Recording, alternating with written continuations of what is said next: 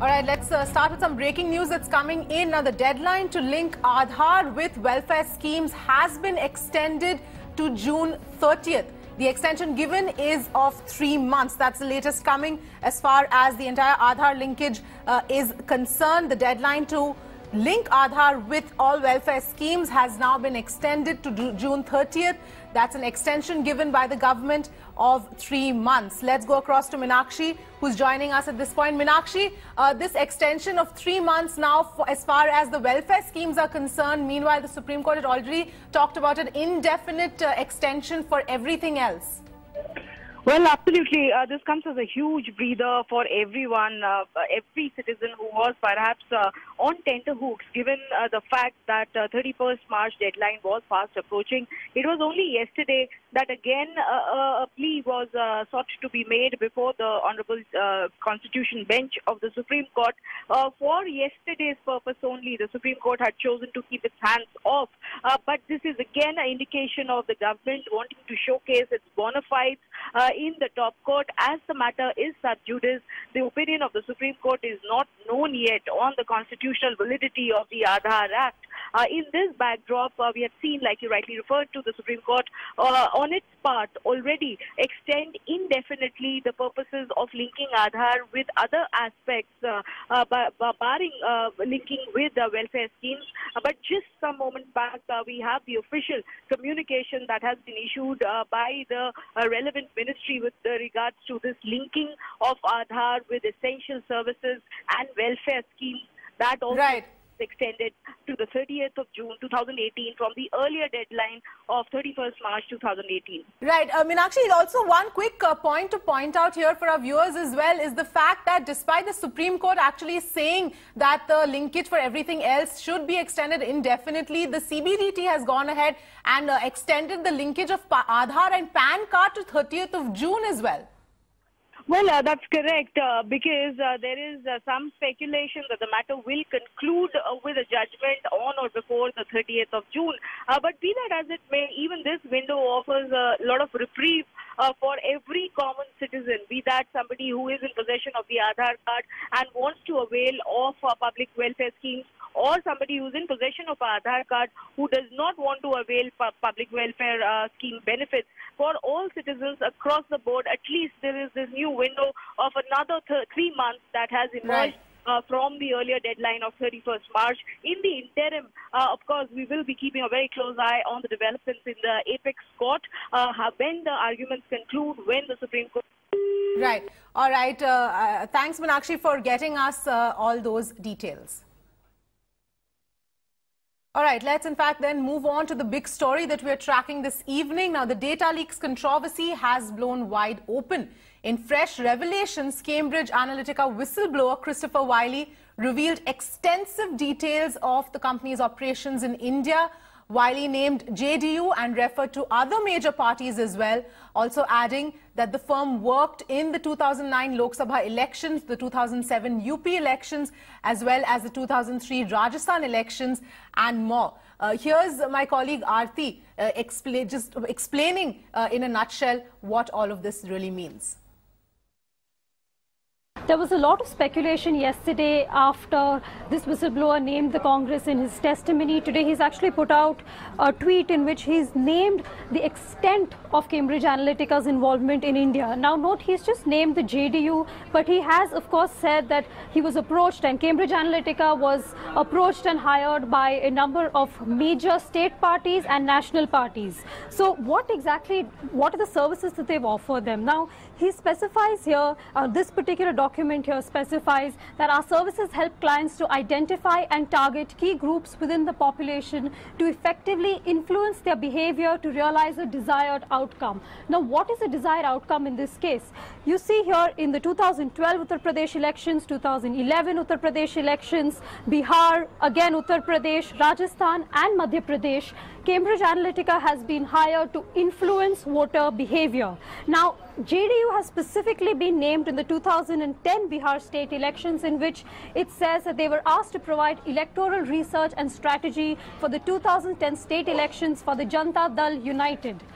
On the other hand, as far as the 2009 Lok Sabha elections are concerned, it says that they managed the campaigns of a number of Lok Sabha candidates. Again, as I repeat, the names of the national parties and other political parties besides the JDU have not been revealed in this document, but it really raises serious questions of who these political parties are and what impact the particular work that they did had on the electoral outcome. All right, well, Ritesh Bhatia, cyber expert, is joining me at this point. Ritesh, thank you for joining us today. You know, till a few days back, it was all speculation whether the Indian voter can be influenced, whether there can be brainwashing done through the social media and through the digital platform. And today, with what has been revealed by Christopher Wylie, it's all become very real. Absolutely, Amni. In fact, I'm not very surprised because, you know, even Mark Zuckerberg the other day said that, yes, we were working like for India also. And even Cambridge Analytica, they had on their Wikipedia page also, it is mentioned that in 2010, they had done an in-depth electoral analysis in the Bihar Legislative Assembly. So ideally, if we see what is really very important for the viewers is to understand that our data which is there is being used against us only to manipulate us and to influence us for the, you know, for the voting patterns and things like those. And Ritesh, you know, the scary part is that this is all in such a grey area because technically all of this is extremely new. We don't have any rules, regulations, laws to regulate all of this. And how it should be used, what is allowed, what should be allowed, not be allowed, none of that is clear at this point. Yes, nothing is clear, and you know what, Facebook has always been, from day one, I have always felt it's been like, you know, a disaster in waiting, and today you can see that. It, in fact, I can tell you, it's like a virtual threat to the democracy, if you see that. And yes, mostly even we are to be blamed about it because the kind of data we put up, we just post anything, we grant permissions for everything, and because of which people are, I mean companies like Facebook and the other giant, they are getting all our information, and that data is now being used against us. As it is very popularly said, you know, if you're not the consumer, you're the product, and here we are the product for them. You know, there's been a lot of, you know, the other side to this whole thing is that this kind of for, you know, research as far as elections are concerned of the voters, that has all been done in the past physically. Yes. People used to come up to the door, ask questions, and then accordingly do their research. But while this is not really the same thing as that, because this is much more deeper, it's much more intensive. You have so many more data points to actually assess the kind of person you are, and so manipulate the data that is actually fed to you. It's much more intelligent now, I would say. It's just not only automated, it's much more intelligent now, it's much more faster now. So, you know, we have like kind of 155 data points that are defined for each person. So it's so easy like to get, okay, who are like, they go in so much of details that they will classify you as an alcoholic, atheist, and things like this. And all these behaviors, if you somewhere go back and check on your mobile, you will come to know how did they come to know that, okay, I have alcohol or I am an atheist, is because you search for certain things. You checked in with certain things at certain restaurants. So we are responsible also for giving our privacy away. As you rightly mentioned about the data protection law, we still don't have it. It's just recently the draft has come out. Now, this thing should have been done much before we had such a great push for Digital India. So now, Ritesh, in terms of now that all of this has come to light, we know the kind of, as far as Facebook is concerned, the kind of illegal data that was accessed and used. Now with Christopher Wylie's revelations, we know the extent of which this data is, actually can be used. What now from the perspective of regulation, from the perspective of figuring out how dangerous it is to have all of this data out there and for anybody to use?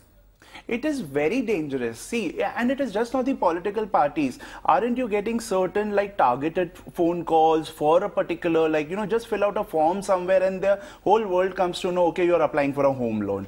So it's something like this. So yes, it's very dangerous out to give your data, or to even, just like for, you go to a property portal and you just sign in up over there. Now, even if you're not interested in buying, you're going to get 100 such calls. So we got to be like very, very careful about what data we are giving. And hence, sometimes I feel sometimes it becomes important to have 2 email IDs and 2 mobile numbers, because you just start putting up that particular number, let it keep ringing, and in the night, you know that those are going to be like all cold calls as such. Right.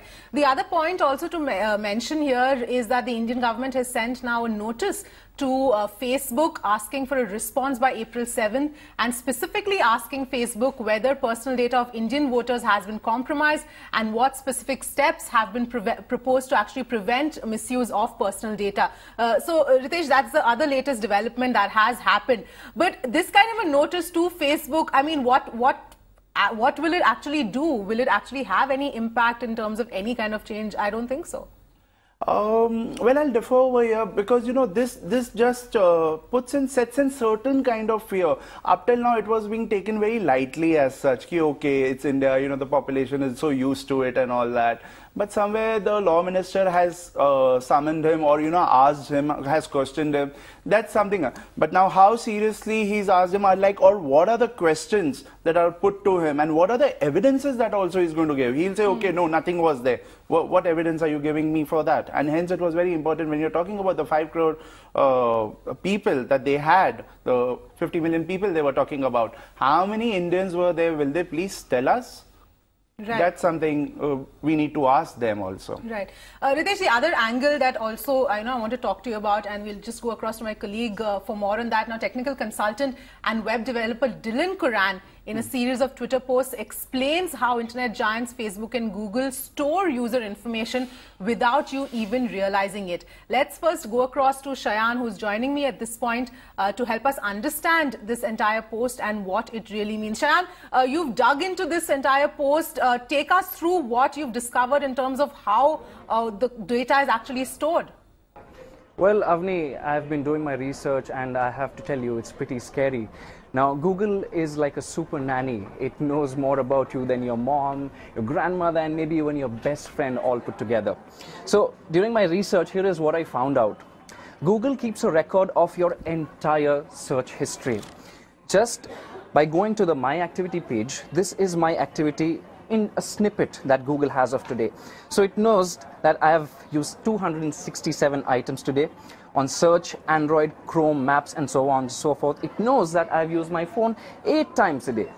It also knows that I've used an app called Microsoft Launcher 4 times, WhatsApp Messenger 6 times, and this is just a snippet. If you go through the entire history, it will scare you, the amount of information that Google knows about you. It stores all this information across all its devices. The next thing that I found out is that Google knows where you've been and where you're going. It keeps a store of all the locations that you've been to on a map. Whenever you have your cell phone with you and you have your location settings turned on, Google is tracking you. Look at this. This is just my history from the 28th of March. Google shows me the map location, where I was, where I went to, and the incredible detail that it has is it knows that I traveled 21.1 kilometers by car. I walked for 9.3 kilometers, and I went by bike by 1.6 kilometers. This is the amount of information it has on me, just today. You can go to the entire history, maybe from 2006-07. Google has information to where I was, at what time, how much I traveled, everything about me. The third thing that I found out is that Google uses your data to create ad profiles. Using search, YouTube, and a myriad of other Google products, Google has created a profile of you and me.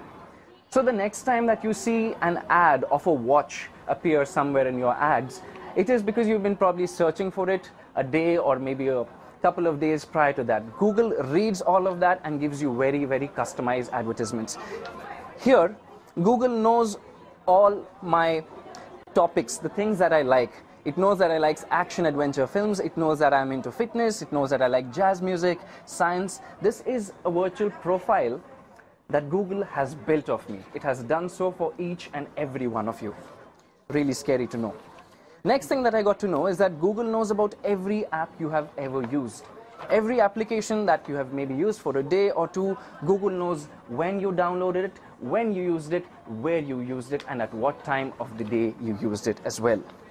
And finally, what I found out, which was very funny and scary at the same time, is that Google knows about what videos I watch on YouTube. Here is my search history just from today. It knows these are the videos that I watched in the last couple of days. Not just my watch history, it also knows my search history. These are all the things that I've searched for maybe in the last couple of days or couple of weeks. So indeed, Avni, it's a very scary concept knowing that Google is a super nanny that keeps a track of each and every move we make on the internet. All right, thanks Shayan. That was a very exhaustive and simple way of explaining to our viewers, Ritesh, of how Google really talks and sort of stores all of this data and you don't even realize it. And Ritesh, what would you like to add here in terms of helping us understand how dangerous this particular thing is? I mean, we already have somebody who's analyzing us psychologically and who knows about our emotions and everything. And here we have another giant who knows about everything that, I mean, what time we wake up, how fit we are and everything. You just imagine both of them, like it's like a potent combination. You just get these two together. So here is the mind.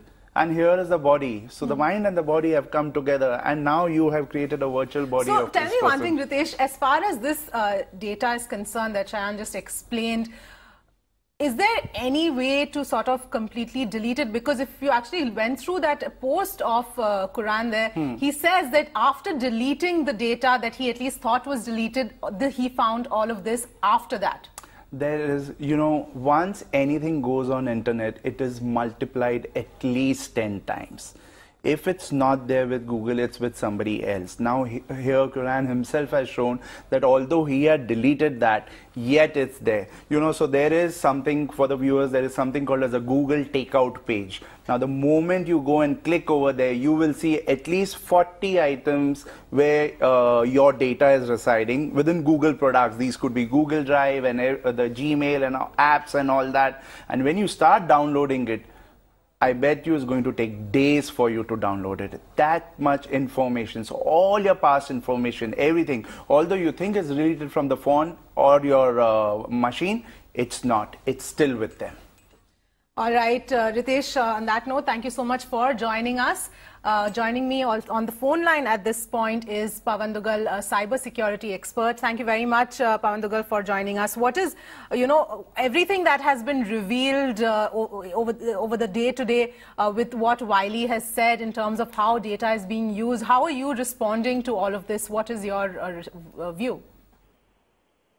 Well, I'm not at all surprised by these revelations. This is so because, see, when companies like Google offer you these many kinds of services which are valuable and which should technically only be given to you for consideration, but which are being offered to you for free, it's very clear that Google wants to treat you and is treating you as a product. No wonder your entire data becomes the basis for creating a huge profile about yourself, which can then be effectively sold or transferred or shared with large number of advertisers.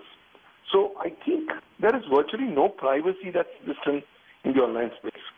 So if you are at all even prepared to completely write off your privacy, then use Google. But if you have even slightest of some concern for your privacy, then free services like Google and Facebook should be a complete no-no. Pawan, in terms of what needs to be done from a rules, regulations, law perspective, it seems like none of that really matters because all of this is so much, everything is just out there, and once it's out there, there's really nothing that can rule or regulate it. That's a huge bane as far as international frameworks are concerned. As of today evening, there's no one international cyber law in place which can effectively try to, mark out the roles, duties, and responsibilities of stakeholders. So consequently, these huge data repositories are intermediaries, and they are not just collecting information with impunity, but are actually going ahead and using it. So the typical stand that they would take is that we are American companies governed by American laws, and we would only be complying with the American legal dictate, which means that don't even comply with the basic legal parameters in the subject jurisdictions. In the case of India, we are on a much more unfortunate wicket because we don't even have a privacy legislation which can actually protect the data of privacy. Further, given the fact that Indians are a very trusting lot, we find that Indians currently are undergoing the great Indian vomiting revolution, where they are in any case vomiting data about their personal, professional, and social lives without understanding the ramifications.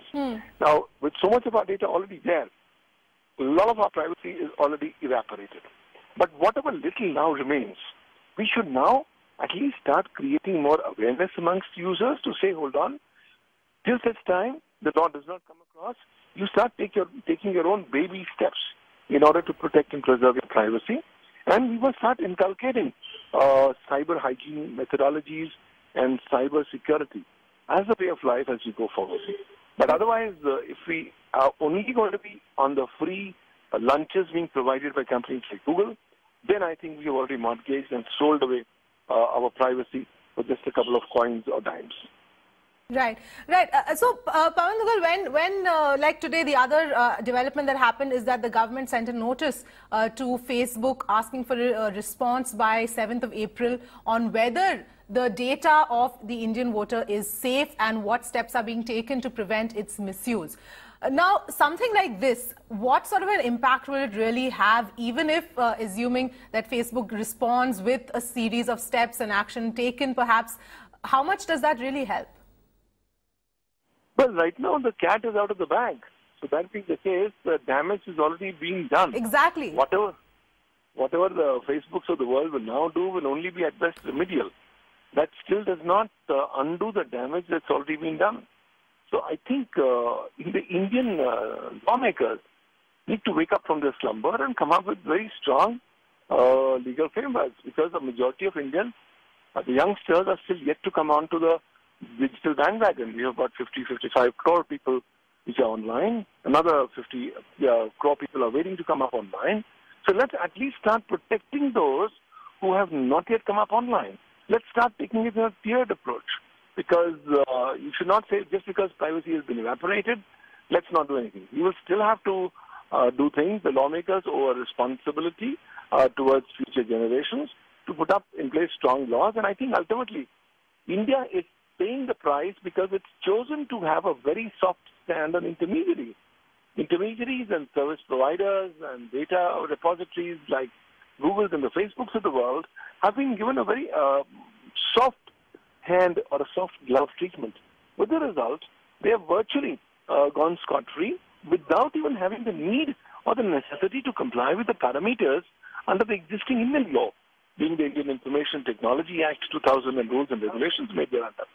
The Supreme Court judgment in the case of Shreya Singhal has only made matters worse for the general citizens and far more beneficial for intermediaries, because that judgment says, hey, intermediary, if you're going to be flooded with a lot of requests, so don't act on any request. Wait for a court order or wait for a governmental order. So I think India must, at this juncture, review, revise, and revalidate its current legal standing and legal approach on intermediary liability, making these data repositories liable for large number of third-party data that they'll be handling, or processing in their capacities as intermediaries. All right, we leave it there. Thank you very much, Pawan Dugal, for joining us with your thoughts and your perspective on all of this. The fact of the matter is that all of our data, our digital footprints, everything is out there, and all of it is clearly being used. What was hypothetical until yesterday, the fact that your vote can be swung, the fact that we can be brainwashed, we can be influenced, an election can be swung, all of that was only a hypothetical till yesterday. All of that has come true today with the revelations of Christopher Wiley.